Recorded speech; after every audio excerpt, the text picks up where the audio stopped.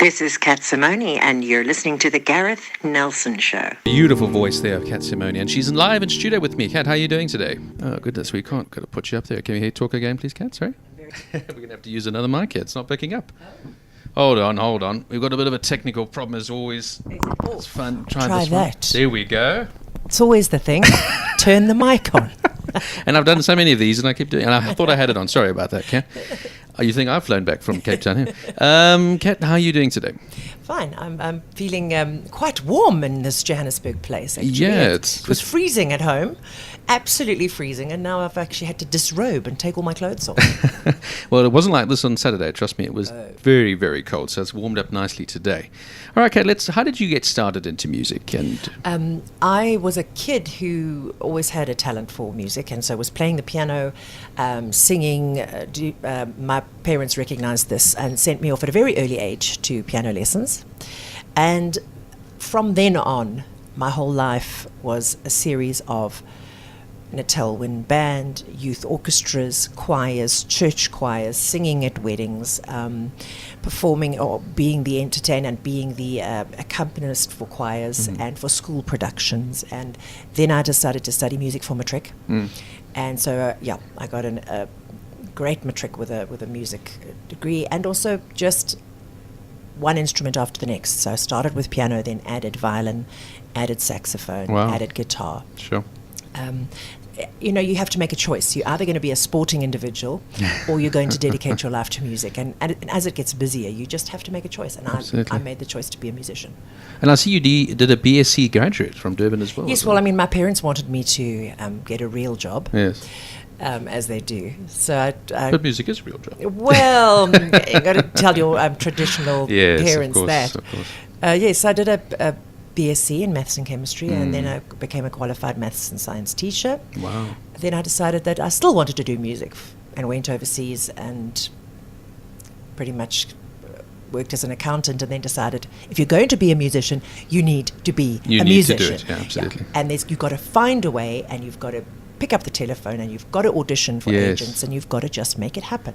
No one is going to come to you and go, well, I think you're really good. Let's find work for you. It doesn't work like that. And it is a calling, isn't it, music? I mean, it bites you, as it were, and it's just something that you can't let go of once it's in your system, as it were. You've got to pursue it, and thank goodness you did, because I mean, you've got such a wonderful talent and to show the world. Thank you. And I see you lived in London for quite some time. I did, from 1997 to 2008, I think. Okay. Yeah. And how was that performing out there? It was wonderful. That's where I started. I mean, I had done a couple of cabarets and things here down in Durban, and I'd done a few recordings with Celtic Rumours and that kind of thing when I was a very young teenager, probably around 14.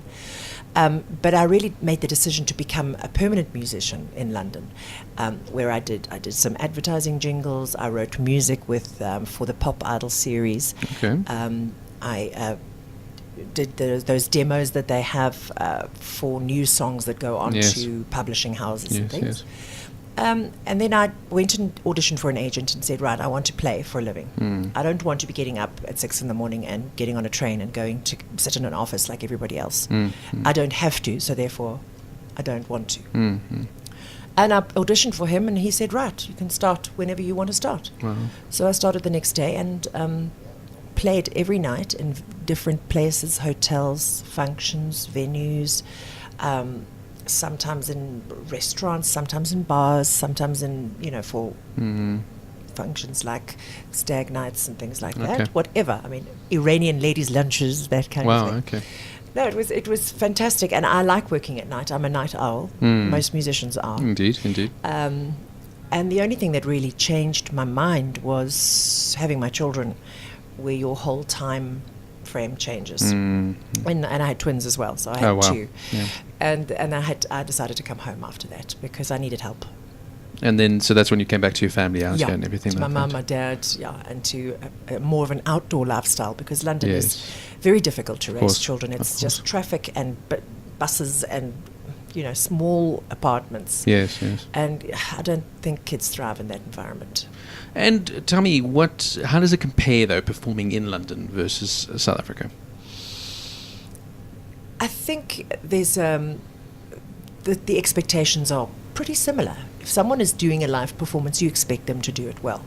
So I met a lot of wonderful people through my music, and a lot of opportunities opened up. I became the resident musician at one of the biggest private clubs in London.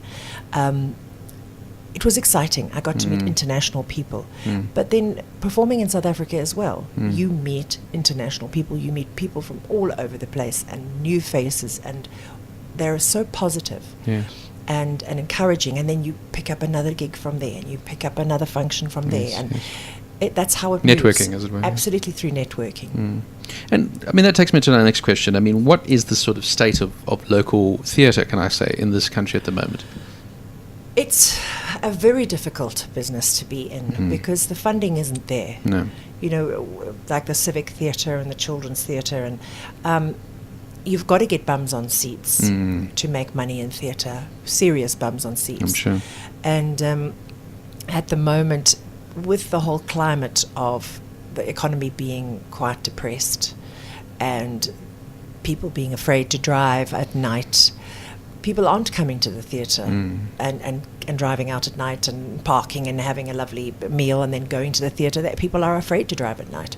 So if It's not safe at times, is it? No, I think, and if you want to get people out, you'd probably have to do more like matinee stuff, so that they can drive home and have a lunch and drive home. So I find myself doing quite a lot of matinee stuff.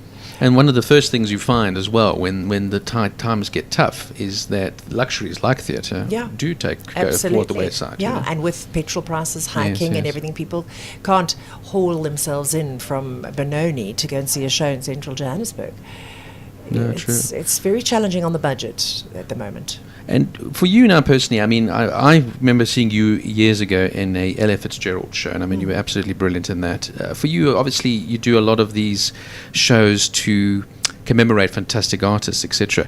Do you do a lot of your own solo work as well and compose a lot of music? You spoke about compositions just now. I don't. I used to in London, but you know, since my children were born, being a mother of 3 children, all at school and all absolutely busy, you don't get a lot of time to sit down at a piano and compose and fiddle around, because the time that I do have, I dedicate to getting the next show together, to getting the next set list together, which I'm going to be playing in Plet, or learning something that somebody's asked me to do for their wedding, or so. The time that I had before I had children, I don't have anymore. So I do pretty much tailor-made shows for people. So if somebody's having a 70th birthday and they want to hear Neil Diamond and that kind of thing, then I need to learn that music so that I can play it and perform it for them at their birthday. Well, So Cat, yeah, my writing's taken a bit of a dive. A dive there, okay. Yeah, backseat, I'd say. And would you get back into it again? I think so, yes. Yeah, I think it's always wonderful to write, isn't it? It Your own is. It's compositions, wonderful. yes. All right, we're going to talk more with Cat after this version she did of Billy Joel's New York State of Mind. What a stunning version that is, of course. Billy Joel's New York State of Mind. And the lady that sang it is in studio with me at the moment. Kat, we were just talking now about the state of theatre as well, and audiences not coming through. And we spoke about marketing and people maybe, being bombarded by marketing and all that. What do you think how do you get people's bums on seats, as it were, for theatre? How do we get this interest back into the great talent that there is in this country? That's quite a difficult question. I think we have to... First, the economy needs to be picking up so that people have got disposable income and entertainment budgets, that they can sort of put a show into their budget for the weekend and as part of their entertainment. But people are bombarded with marketing, from Facebook to Twitter to... there's just so much information flying around all the time. And a lot of people I know have just stopped reading their emails because they've got to sift through so much stuff. So I have a database which I ask people if they want to be on, and they accept. So they know that they're only going to get one email from me every 2 months or something. So I think the more that you just bombard people with information, they just have to close down because it's too much to process.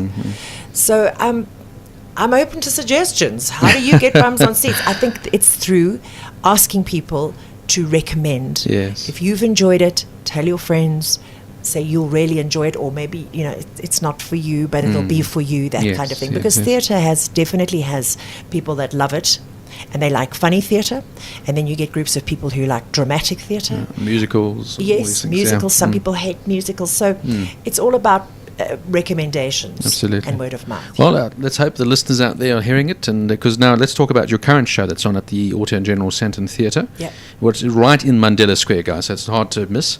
Tell us about this current show.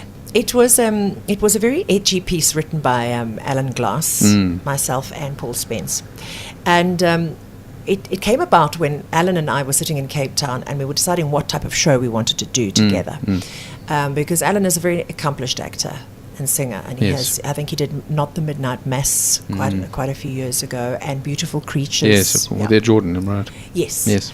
And so he wanted to get back on the stage for the first time in 20 years.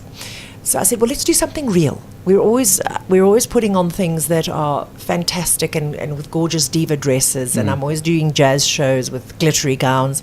I said, I really want to do something that's real, and that's part of our life. And both of us have been divorced, and it's been quite a big thing in our lives, as you would imagine. So we wanted to do this slightly off-the-wall musical about divorce, because Alan's got a bigger divorce musical that he's writing. Okay. And that it kind of puts a lot of people off, because they think, oh gosh, I'm not so sure I want to go and watch that.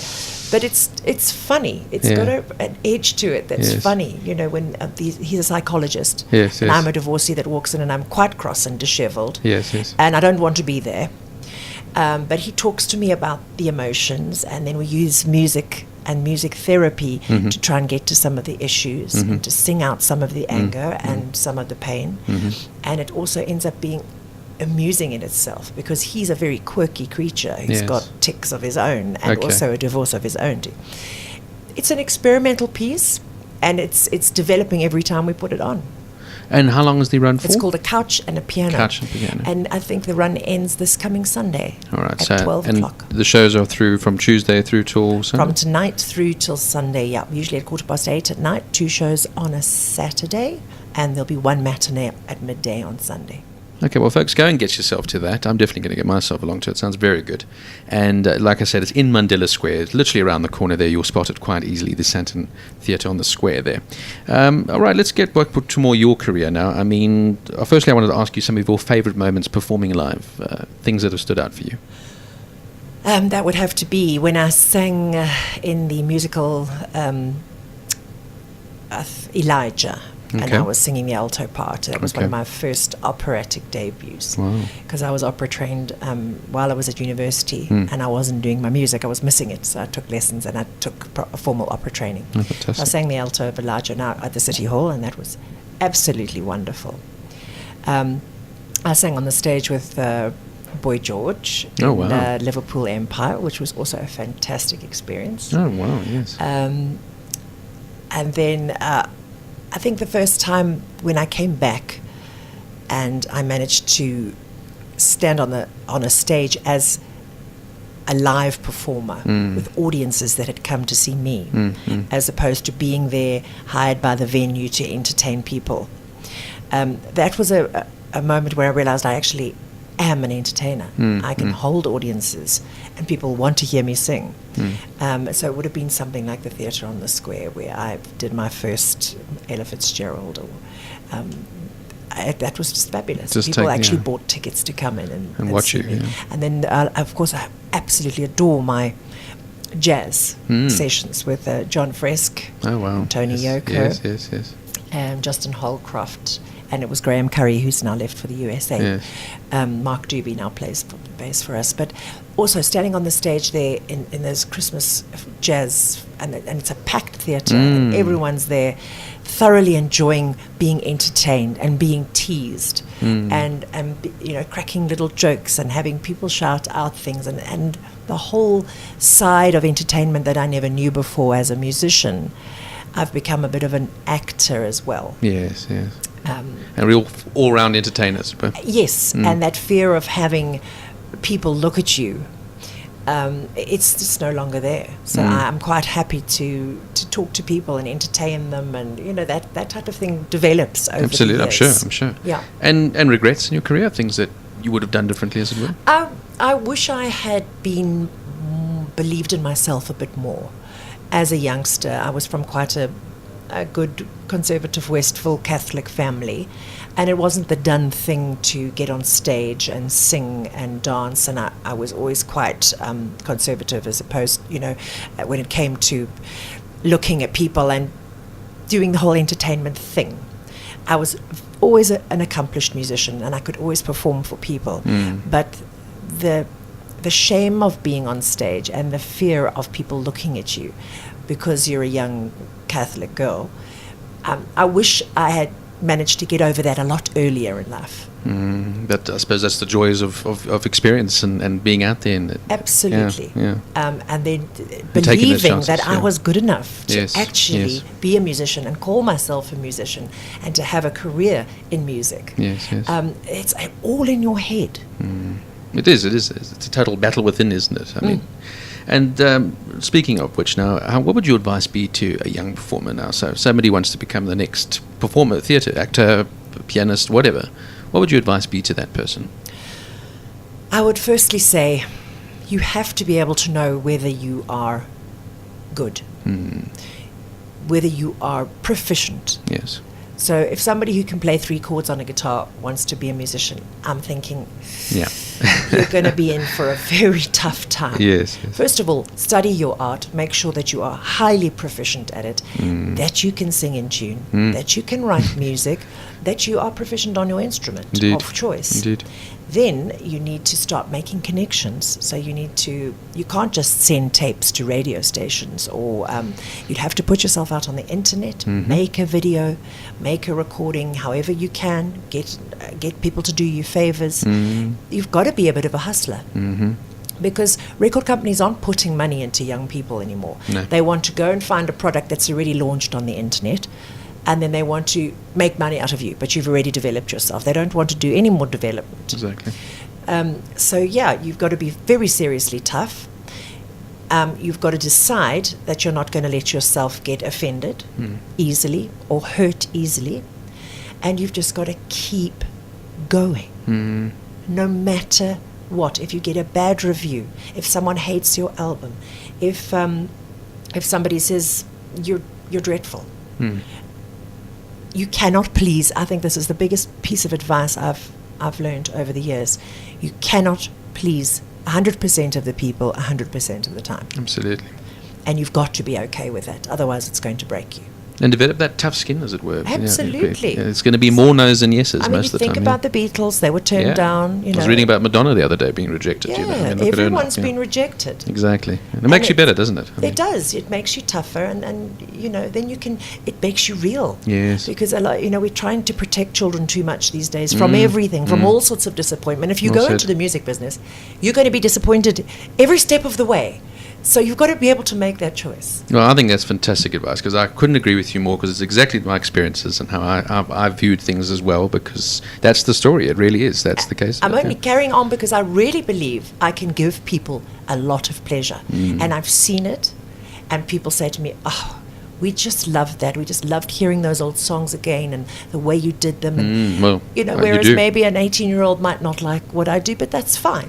But you might just But you influence that also- 18-year-old as well. Exactly. And they might think, wow, I've never heard that song. That's a wonderful song. Or they come along with their parents or that kind of thing. So, you've just got to keep plodding on when times are very hard and the income's not great. Unless you're going to be a Bruno Mars or a Beyonce, and there are not many of those. No.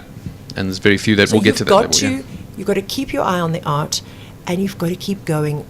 And it's not going to be the highest paid job in the world, but you've got to make a choice. Am I going to do it for love, or am I going to go work for money? The passion, as it were. Yeah. Absolutely. Don't lose the passion. If you lose it, then, you're Well, gonna that's fantastic you're gonna advice. destroy your art. I really must say, I mean, really well put. And all right, what's the future hold for you now? Where can we find you next?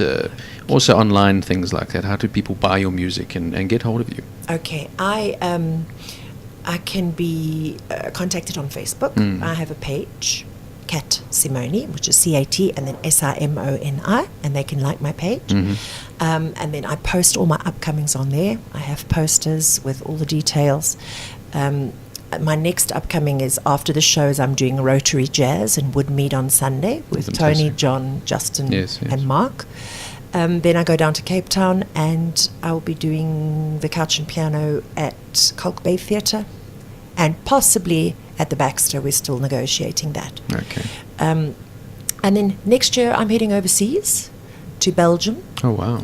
and Holland, Oh, fantastic. and I'm going to participate in the jazz festivals, Fantastic. which is probably my most exciting thing that's happened, because I really want to get into the jazz, overseas jazz scene, because they have these wonderful little jazz clubs in Prague and in yes. Breda and Absolutely. in Holland, where you can just go. And for me, I'm getting on a little bit now, and it's jazz is an ageless thing. Yeah, absolutely. So jazz is where my heart lies, and just to be able to sing right until through my 60s, and jazz is ageless. It if is, you're it good, is. Absolutely. nobody cares if Absolutely. you've got a bit of grey hair or. Absolutely. And you've got to think about that as a musician, because you can't be young and beautiful forever. True. And suddenly you can't stop your career at 50. And it should not always, for me personally, that music should be about the audio aspect rather than the visual aspect. But you're right, people do hear with their eyes at times. It's a huge marketing thing to Absolutely. have. And people love seeing it, but it doesn't mean I'm not going to go into pop and shake my booty all over the stage like Rihanna or whatever. I don't do that kind of music. True. So it's very forgiving, and I can carry on, and I want to get firmly established in those overseas jazz markets, because they are incredible. Absolutely. And there's more scope for jazz there too. And there's income, and it's wonderful. And then we can bring it back here, and we can tour it, and we can do all sorts of things. Yeah, Well, there's a it's exciting. wonderful jazz venue called the Orbit in Johannesburg as well. So definitely, maybe you should have a look at theirs sometime as well, because I think you would go down there perfectly. Yeah, I'm 'Cause I've still seen in the some process fantastic of guys making there. contacts in Cape Town of jazz Oh, yes. musicians. So there are lots of venues there. There's Yes. Andrew Lilly, there's Yes. Gavin Minter.